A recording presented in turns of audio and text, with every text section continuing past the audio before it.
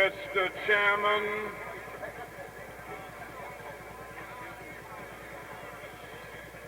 and to all of the freedom-loving citizens of Los Angeles, California, ladies and gentlemen, I cannot begin to say to you this afternoon how happy I am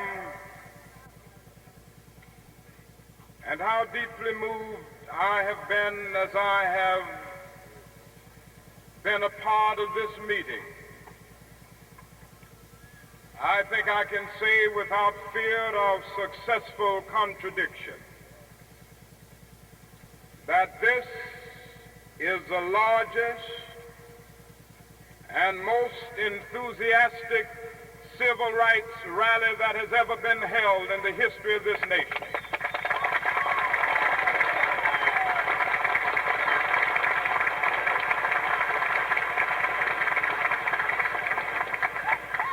And I want to thank you to the bottom of my heart. I want to thank the co-chairman,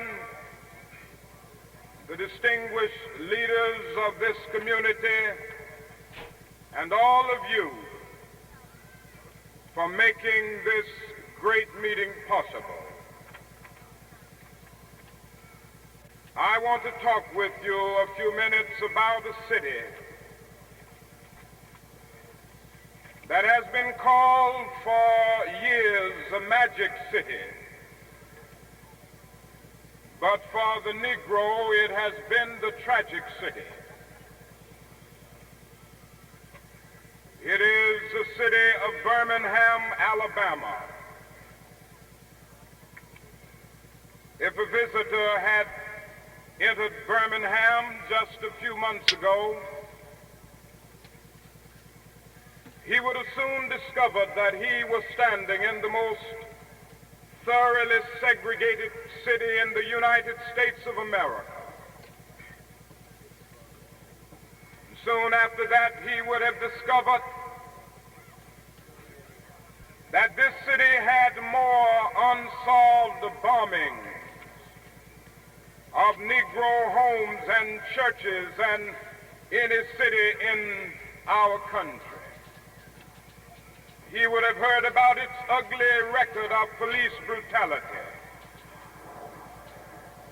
He would have discovered that the average Negro family of Birmingham earns 50% less than the average white family.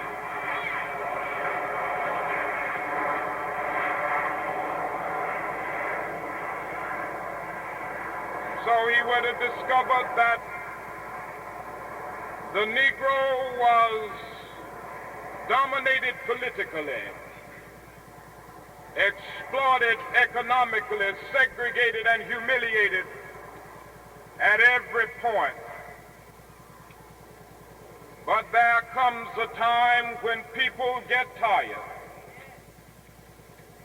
There comes a time when people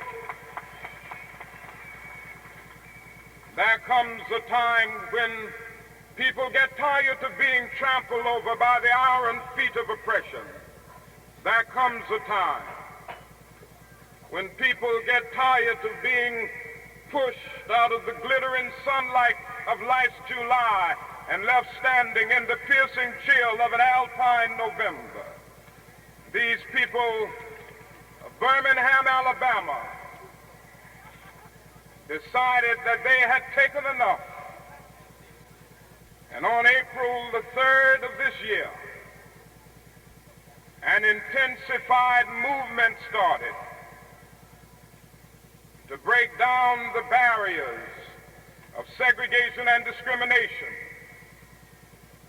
I've never seen a community more united than the Negro citizens of Birmingham.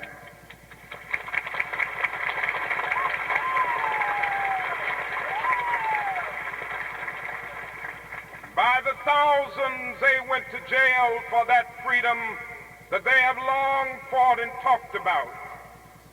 More than 3,200 were arrested from April the 3rd up to the present day. They were arrested because they discovered something, that it is ultimately more honorable to go to jail in dignity than accept segregation and humiliation.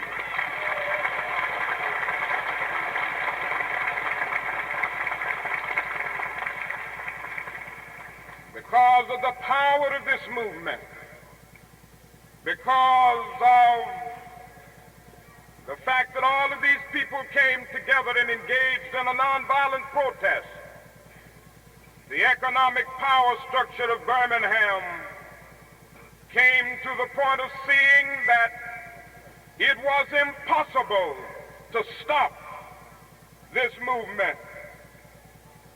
Victor Hugo said on one occasion that there is nothing more powerful in all the world than an idea whose time has come. Pasternak, the contemporary Russian author, has put it in slightly different language but saying the same thing, that there is nothing more powerful than the onward thrust of unarmed truth.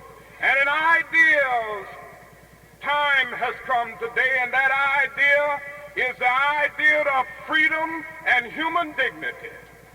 Wherever men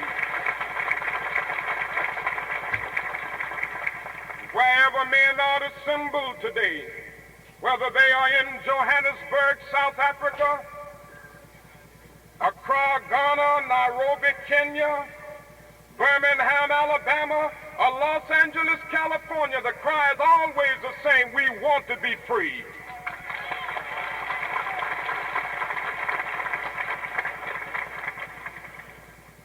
Now one can well ask, what does Birmingham represent in the history of the struggle for freedom? What does it mean?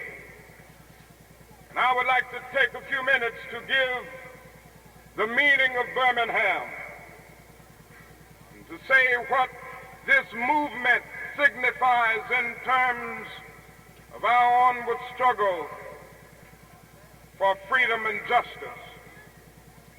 First, Birmingham represents the fact that the Negro in the South is no longer willing to accept racial segregation in any form.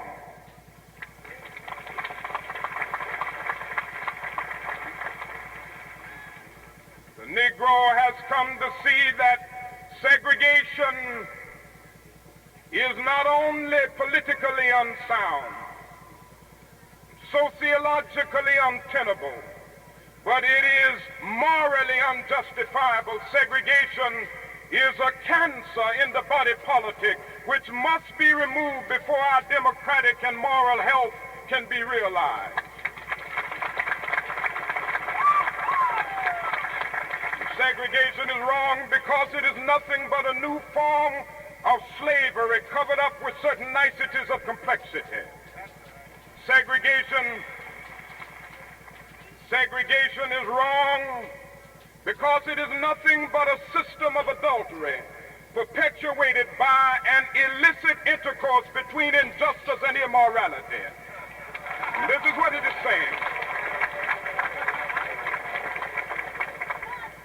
And so we are saying in the South, we are no longer willing to sell our birthright of freedom for a mess of segregated parties. We are through with segregation now, henceforth, and forevermore.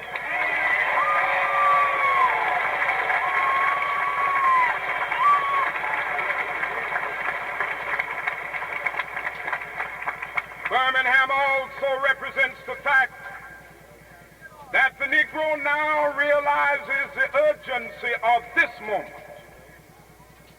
When we started out in Birmingham, there were those voices across the nation saying the movement is ill-timed. Why don't you wait a while? Why don't you cool off? For all of these years we have been cooling off, and that is the danger that we will end up in a deep freeze.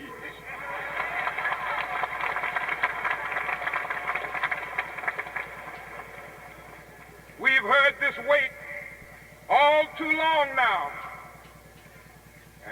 turned out to be little more than a tranquilizing thalidomide that removed the emotional stress for the moment, only to give birth to an ill-formed infant of frustration. And now we are saying we can't wait. We can't wait because we love America too much. The shape of the world today does not afford us the luxury of an anemic democracy. We must see the necessity of moving on at this time and at this hour. This is what Birmingham represents. We are tired of gradualism, tokenism, see how far you've come-ism, and we are now going on to the part of saying,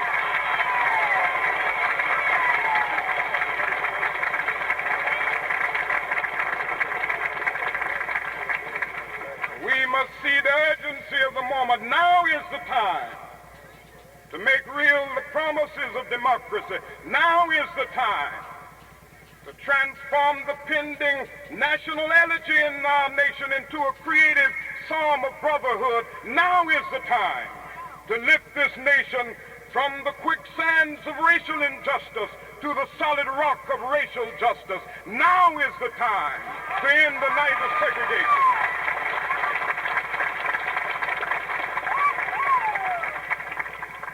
The other thing about Birmingham is this, that it reveals again that the Negro in the South has discovered a creative method of struggle. The Birmingham movement is a movement with an underlying philosophy, the philosophy of nonviolent resistance. This is a powerful approach. Let us not laugh at nonviolence. It is not a weak method, as some have tried to say. For who can call the hundreds and thousands of young men and women, old men and women in the South who've engaged in these movements, standing before howling and jeering mobs, weak persons?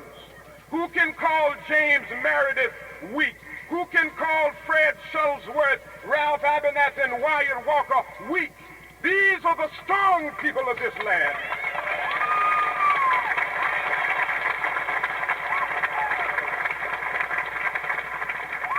Here is a method that makes it possible for one to struggle, first without hating. We don't need to hate. Centuries ago, Jesus made it clear that this is the first principle of the universe. Love the Lord thy God with all thy heart and all thy soul and all thy mind, and thy neighbor as thyself. But he carried it to another point. Even those people that don't like you, you got to love them.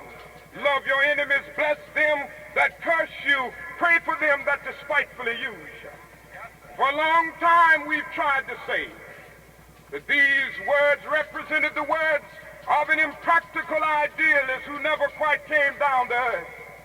But now the psychiatrists in the modern world are telling us that many of the strange things that happen in the subconscious, many of the inner conflicts are rooted in hate. And they are now saying, love or perish. And isn't it wonderful that we now have a method of struggle where it is possible to stand up against an evil system and yet not hate in the process? There's power in this method.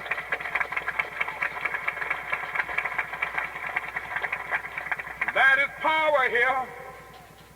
Bull Connor in Birmingham wanted us to use violence. He would have welcomed that. They have a mastery of that art, but we have another art. And it has a way of disarming the opponent. It exposes his moral defenses. It weakens his morale, and at the same time it works on his conscience. And he just doesn't know what to do. If he doesn't beat you, wonderful. If he beats you, you accept or develop the quiet courage of accepting blows without retaliating. If he doesn't put you in jail, wonderful. Nobody within his sense loves to go to jail. But if he puts you in jail, you go in that jail and transform it from a dungeon of shame to a haven of freedom and human dignity.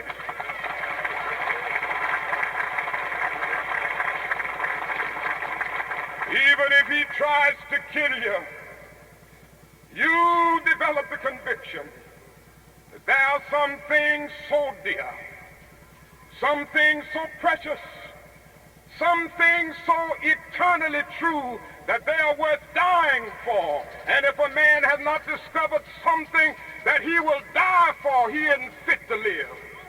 This is what we've learned.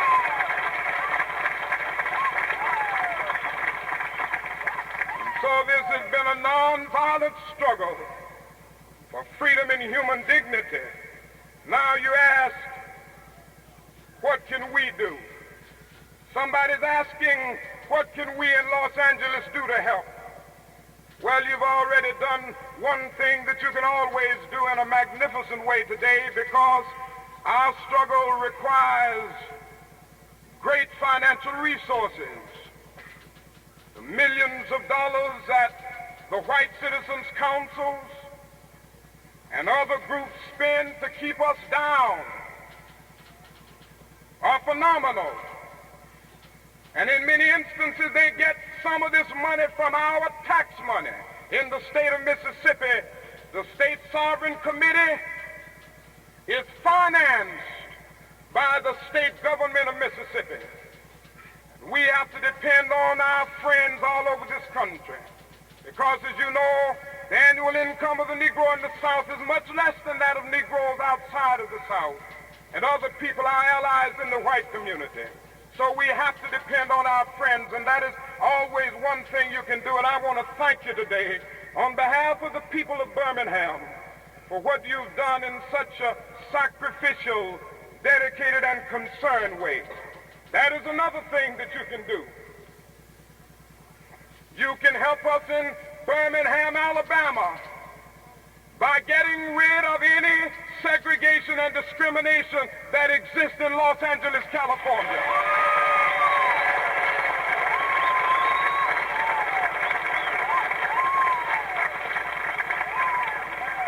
For you see, we must realize that injustice anywhere is a threat to justice everywhere. And the de facto segregation of Los Angeles, California is as bad as the de jure segregation of Birmingham, Alabama. As long as that is housing and employment discrimination, these twin evils, we will have this problem all over this country. And so I urge you to join with the millions of white people of goodwill in this state and all over this country to get rid of whatever discrimination exists here. Now, the other thing that you can do is use your resources to get over to the federal government that it has a great role to play in this period of transition. And I think the time has come, as I've said before, and I think Birmingham reveals it even more, for the President of the United States to sign an executive order declaring segregation unconstitutional on the basis of the 14th Amendment of the Constitution of our United States.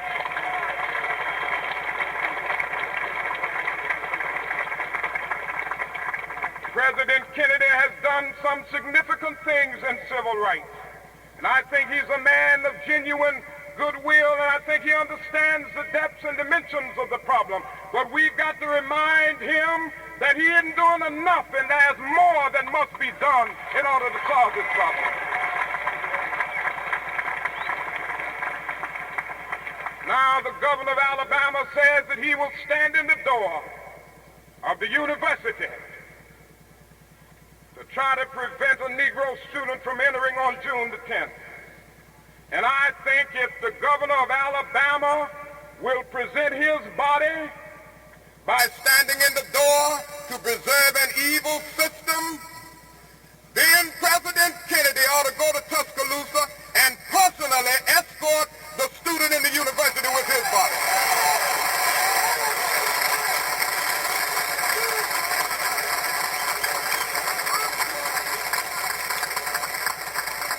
And I think this would be a magnificent witness magnificent witness for what this nation stands for. This is the only way that we will be able to say to the world that we mean business on this issue of civil and human rights.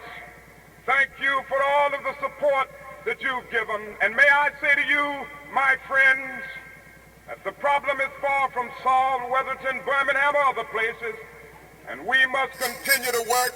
Don't wait until tomorrow. Don't wait until next year. Remember that the time is now, at this minute, a tiny little minute, just 60 seconds in it. I didn't choose it.